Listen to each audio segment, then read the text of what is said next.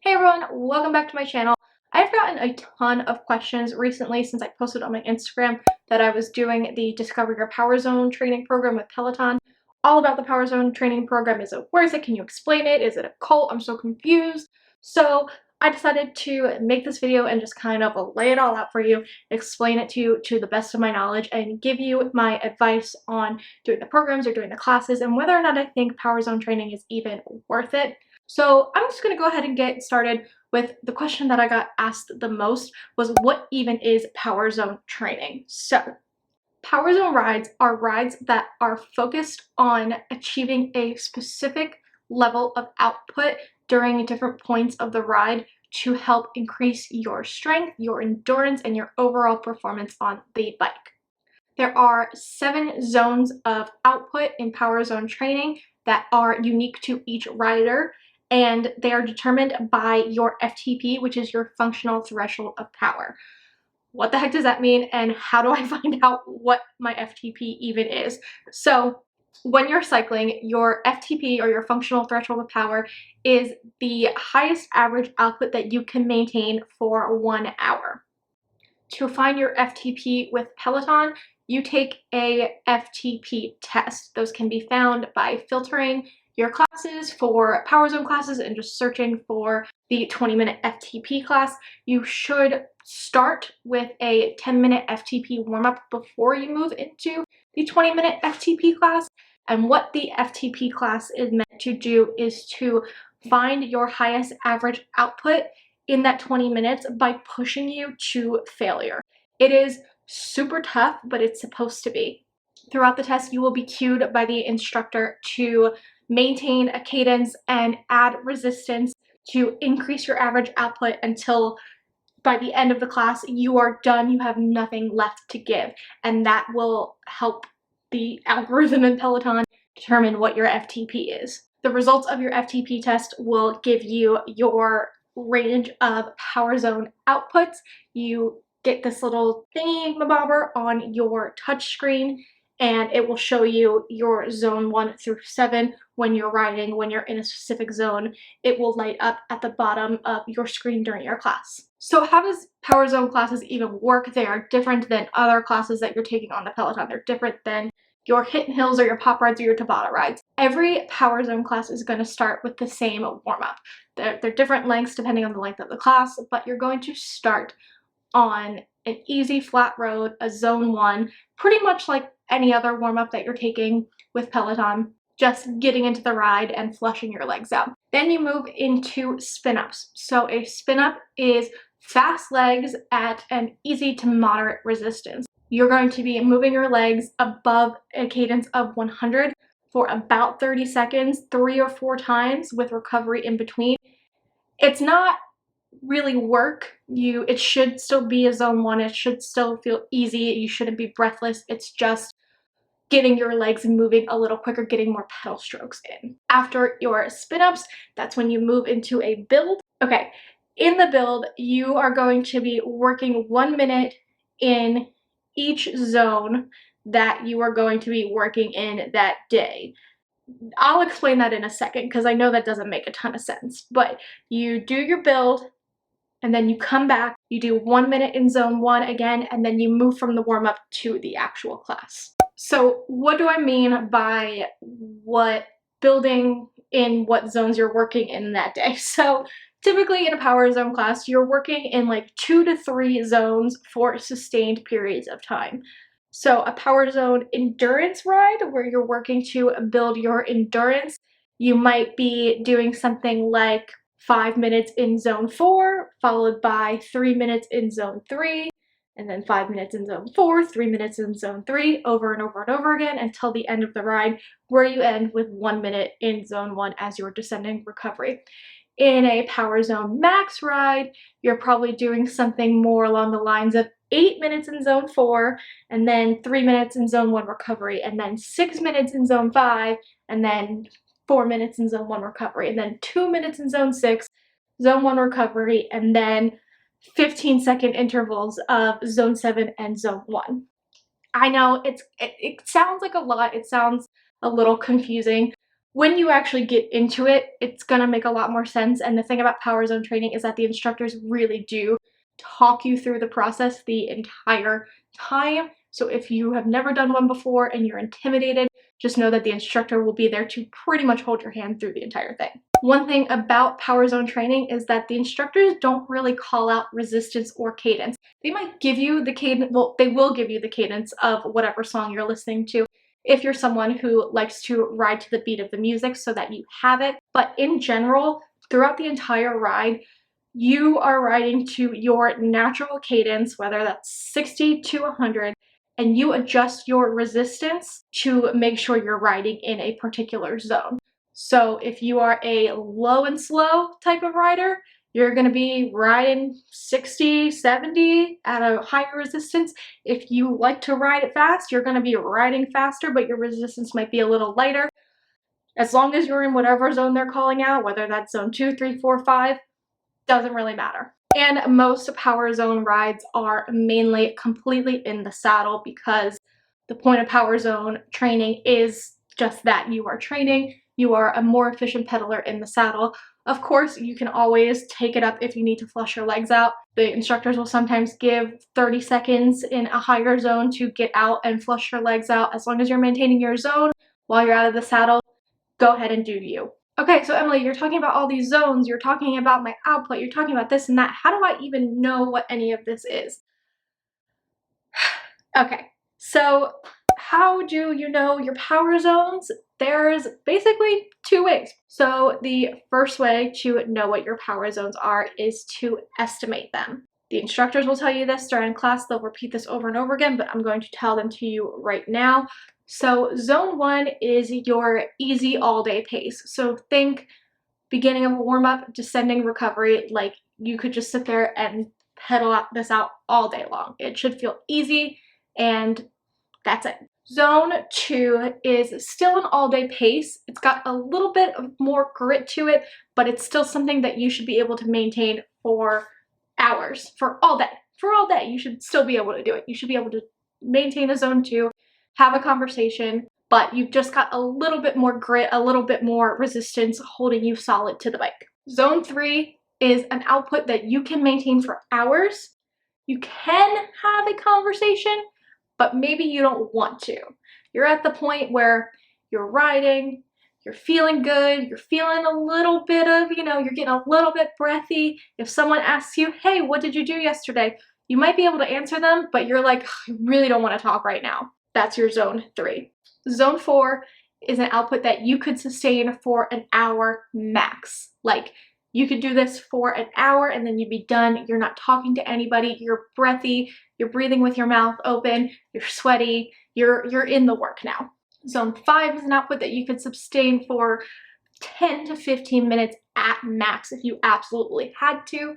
Zone 6 is sustainable for anywhere from like 30 seconds to like 3 to 5 minutes. So this is like, think of like your hit rides. This is you're in the work. You're in the interval at this point. Okay, that's your zone 6. And zone 7 is what you can maintain for like at max a couple seconds, like 15 seconds, 20 seconds. That's it. You are giving it your absolute all for those seconds. So knowing all of that, you can estimate your zones based on that, just based on how you feel while you're riding, looking at your output, knowing like, okay, I'm at an output of, I'm just throwing out numbers here, 117, and I feel like I could hold this all day and have a conversation. This must be my zone 2. And now I'm at 130 and I don't really feel like talking anymore, so this is my zone 3. Like, this is where I should aim to be when they call out zone 3. So that's how you estimate it. The easiest way to figure out your power zones is to take the FTP test. Once you take the test, as soon as you're done, your Peloton bike will calculate your zones for you and give you the option to have the power bar on your touchscreen so that you can physically see where your zones are and match your output and your resistance to, or excuse me, match your cadence and your resistance to make sure you're within your ranges of zone when the instructor calls it out. If you don't have a Peloton bike, like if you use your Peloton app but you don't have a Peloton bike, There is a mathematical way to do all of this. I don't understand it. I'm not going to try to explain it to you. Just Google Peloton FTP formula and let the internet help you figure that one out. So who are the Power Zone instructors? Great question. We have got the OGs. We've got Matt Wilpers, Dennis Morton, Olivia Motto, and Christine Derkold. If you take any of the older Power Zone rides, if you take the Discover Your Power Zone program, those are the 4 original Power Zone instructors that you are going to be taking your classes with. Now, since 2021, I think, we have added Ben Aldis to the Power Zone training team, and then just recently, like this week, they added Samuel and Eric Jaeger for the German-speaking folks to the Power Zone training team as well. So plenty of different instructors, different vibes, different music, plenty of people to pick from. So what is the Discover Your Power Zone program like? Okay, I'm going to tell you. I put off doing Discover Your Power Zone programs for so long for a lot of reasons. One, I was scared. I didn't know what to expect. I didn't know what I was getting myself into. I didn't know anything about Power Zone training when I took my first class. Two, I was kind of put off by the limited instructors. That has completely changed since doing the program. Now I love all of them, but at the time I was like, I don't really like those guys. I don't want to do a bunch of classes with them. And 3, I didn't like that there were so many classes in the program per week, so like there wasn't really a lot of time to pick other classes that I wanted to do without riding for a really long period of time per day. You know, I feel like I am YouTube's resident Pelotoner. Like, I need to know these things, so I do the Discover Your Power Zone program. It's 5 weeks, and I'm going to be honest, it can get a little boring. Not boring, it can get a little tedious. Okay. Just because you're doing training, there's not a whole lot of room for just like really going for it. You're not hitting PRs, you're not doing Tabata, there's no surprises thrown in. Like, you're just following the same formula in every class that you take for 5 weeks. The classes themselves, like the music is great, the instructors are great, all that's fine and dandy. Just the lack of differentiation, which is just completely based on the Power Zone formula. Like, it is what it is. You're clipping into train, so you're training, you're not pushing.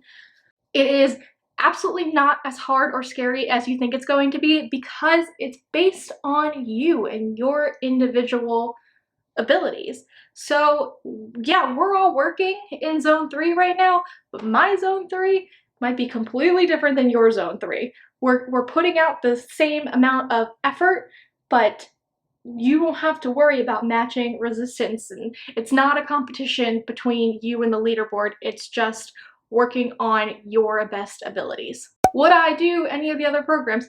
Absolutely. I 100% plan on doing the Build Your Power Zones and the Peak Your Power Zone program. I've kind of fallen in love with Power Zone training at this point. You best believe I will be doing those programs. Do you want to see? Do you want to come along? Let me know if that's something you want me to film and talk about, doing Build Your Power Zone programs. If not, I won't bore you with it. But if you want to see it, I'm here for you, babe. Is Power Zone training even worth it? There's so many classes and different things and instructors and so many different experiences that you can have with your Peloton bike. Is it worth doing these weird training programs if I'm not a professional cyclist, if I'm not going to be riding outside and racing and doing all that kind of stuff? Yeah, it really is. It really, really is. I'm going to quote one of my favorite instructors right now, Miss Tunde. The only way to get stronger is to get stronger. If you're riding consistently over time, I'm sure you're seeing your outputs rise. I'm sure you're seeing yourself break your PRs. You're doing all sorts of stuff, and that's fantastic. But if you're constantly just doing classes that are going to push you to your breaking point over and over again, you're doing yourself a disservice, because you're not going to hit those PRs. You're not going to build your strength and endurance by just breaking yourself down over and over and over again. You can't give 1,000% of yourself all the time in any aspect of life, but especially on your Peloton. You need to train, and Power Zone training is the absolute best way to do that. The instructors will guide you, they will help you rise up your levels, and build your endurance, and you're going to be able to do things that you never thought possible. When you do the Discover Your Power Zone program, you start with an FTP test, you do the program, and then at the end of the program, you take another FTP test. I was amazed at how much my power bar changed, how much my zones were lifted, how much more I was able to do after just 5 weeks of training. And then not only that, after the 5 weeks of training, going back to doing regular classes more consistently, going back to hitting hills rides and pop rides and all that other fun stuff, I have been blowing my PRs out of the water. Not just breaking my PRs, breaking my PRs by 50, 70, 100 points of output. Okay, it's been insane, and I have only Power Zone training to thank for that. I'm now doing 2 Power Zone training classes a week in addition to my other rides, and it's just the best way.